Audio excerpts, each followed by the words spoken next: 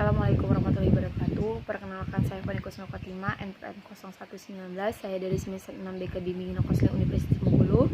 Di sini saya akan menjelaskan sedikit tentang gangguan mental zat adiktif, yaitu narkotika, psikoterapika, dan zat adiktif yang tergolong dari nafza dan beberapa macam lainnya, yaitu heroin yang berbentuk bubuk umumnya disuntikkan, yang kedua itu sabu yang berbentuk bubuk kristal dan hisap dan dengan bong, dan yang ketiga itu ekstasi, yaitu pil ditelan, dapat ditemukan di dalam diskotik ataupun di klub-klub malam, dan yang keempat itu ganja yang berbentuk daun kering, dilinting dan dihisap, dan yang kelima itu kokain, yaitu bubuk pil putih disuntikkan dan dicampurkan, dan yang keenam itu benzodiazepin, yaitu pil penenang dan dengan cara menggunakannya itu ditelan, dan yang terakhir itu pil koplo, yaitu antimo, samadril dan dextro.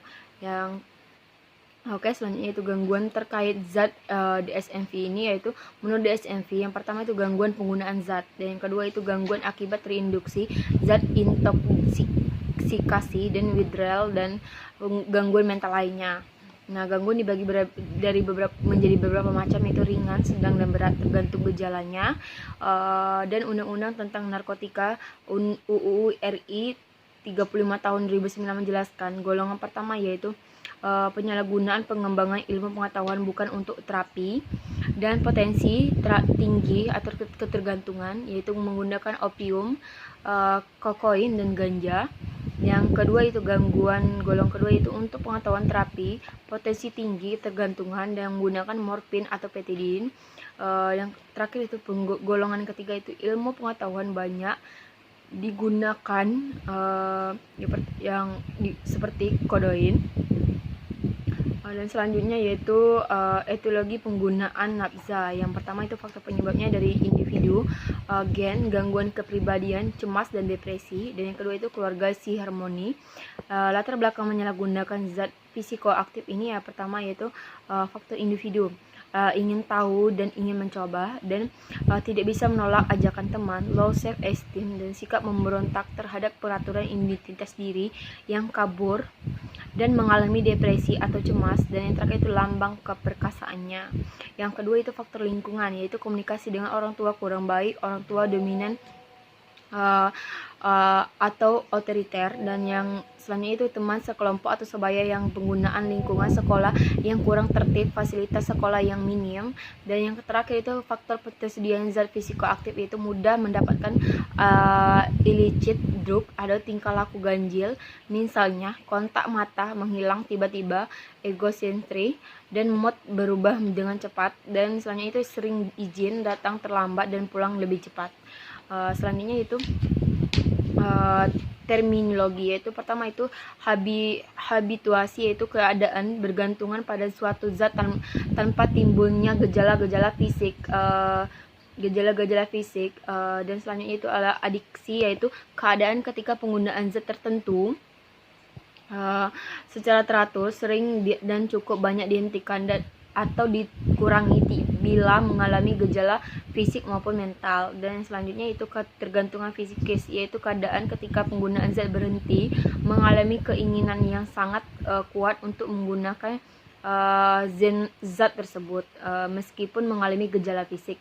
Dan yang keempat itu ketergantungan fisik, jika mengurangi atau menghentikan penggunaan zat mengalami gejala putus zat, juga ditandai adanya toleransi. Dan yang terakhir itu toleransi suatu keadaan ketika untuk memperoleh efek zat seperti semula diperlukan jumlah atau dosis yang semakin lama semakin banyak. Dan sejarah alkohol juga yang pertama itu telah digunakan sejak 5.000 tahun lalu, digunakan untuk kesenangan, nutrisi, dan obat yang awalnya berupa bir dan wine, yaitu penyulingan alkohol tercatat tahun 1400 di Irlandia, dan pada tahun 1800 penggunaannya dikontrol di Eropa dan Amerika. Perang Dunia I, alkohol dilarang di Amerika. Tahun 1933 dilegalkan kembali. Dan kadar dan pengaruhnya alkohol itu adalah kadar alkohol dalam darah ya pasti 2-30 mg dl, motorik melambat dan penurunannya kemampuan berpikir.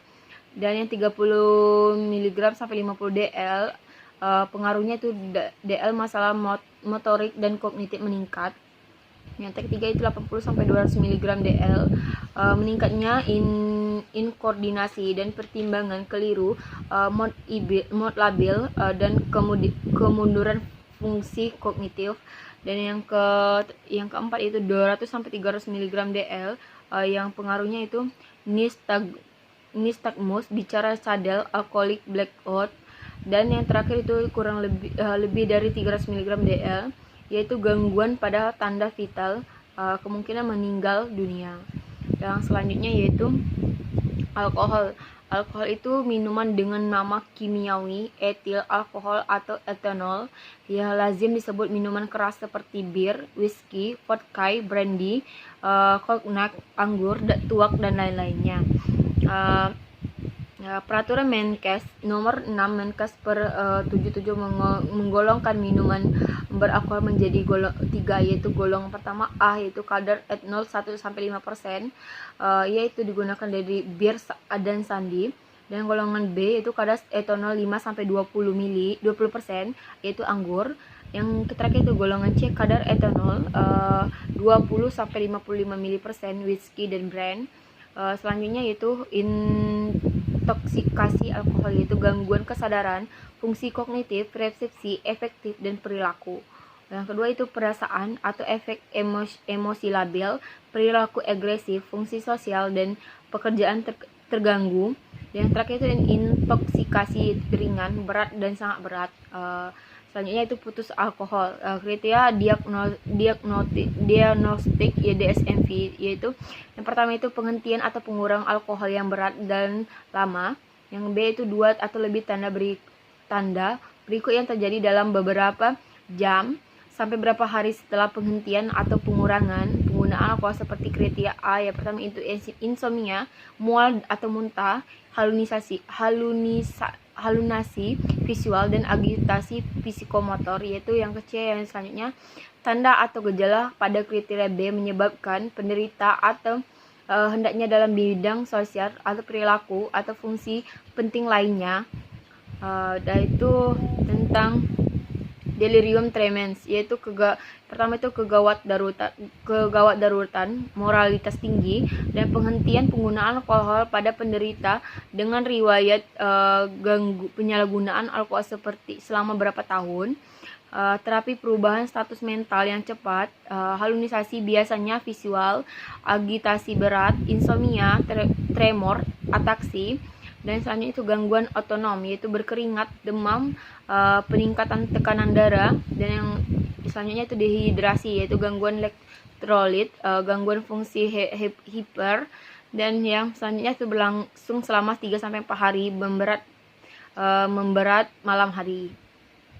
Oke, selanjutnya itu sindrom Wernicke dan Korsakoff, yaitu gangguan neurologis akibat kekurangan vitamin B1 berat. Yang selanjutnya itu sindrom Korsakoff, itu bersifat bersifat permanen pada minimal 50%. Dan selanjutnya pasien yang mengalami perbaikan berespon dengan pemberian 500 mg tiamin 2-3 kali per hari selama 3-5 hari, atau 100 mg tiamin per oral 1 kali per hari selama berbulan-bulan. Nah, selanjutnya itu fase pengobatannya, yaitu alkohol, intoksikasi alkohol. Yang pertama itu penanganannya tiamin 50 mg sampai dan 50 mg IM dan dextrol dapat diberikan apabila hipoklimin 50 sampai 50 ml. Dan 2 yaitu dilanjutkan tiamin 50 mg setiap hari sampai pasien dapat makan. Dan yang ketiga itu fase kondisi gawat darurat biasanya dihilang tanpa timbul sindrom Wernicke-Korsakoff bila diobati segera. Salah satu fungsi tiamin adalah membantu sel-sel otak untuk menghasilkan energi dari gula, sehingga ketika kadar tiamin dalam otak rendah, maka sel otak tidak dapat menghasilkan energi yang baik. Opioid yaitu merupakan segolongan zat baik yaitu opioid itu merupakan segolong zat baik alami atau sintetik yang berhubungan dengan opiat, komponen alkohol yang terdapat pada tanaman opium poppy. Cara pemakaiannya itu pertama itu dragon, dihisap dan dengan bibir melalui gulungan kertas atau plastik di atas aluminium foil yang dipanaskan. Dan yang kedua itu sniffing, yaitu dihirup dengan hidung. Yang ketiga itu puff, dimasukkan ke dalam rokok. Dan pengobatan intoksikasi opioid itu pertama itu rawat dengan perawatan medis intensif itu di ICU. Narkotika antagonis, naloxone atau narca. Yang ketiga itu diharapkan terjadi respon cepat perbaikan kesadaran 1-2 menit jika tidak terjadi setelah 4 dosis etiologi. Lagi untuk keadaan koma tersebut, yang selanjutnya jika pasien membaik teruskan pengawasannya. Yang selanjutnya amfetamin, yaitu merupakan senyawa sintetik. Ada 3 jenis, yaitu levoamfetamin dan dextromethorphan dan metilamfetamin. Dulu digunakan sebagai terapi. Cara pekerjanya yaitu menyebabkan pelepasan norepinefrin, dopamin, serotonin dan norepinephrine dan menghambat reuptake norepinefrin dan dopamin, dan terakhir itu menghambat sistem MAO pada neuron prasinek. Dan ganja yaitu berasal dari tanaman cannabis sativa, yaitu zat psikoaktif delta -9 tetridrocannabinol THC pada daun ranting, dapat dimakan, diseduh seperti teh ataupun rokok. THC dapat dideteksi pada urin sampai 1 minggu setelah penggunaan terakhir. Dan komorbiditas yaitu hubungan antara ketergantungan nafza dengan gejala psikiatri, dan sering dianggap pasien menggunakan nafza dengan maksud menyembunyikan gangguan psikiatri yang dialaminya.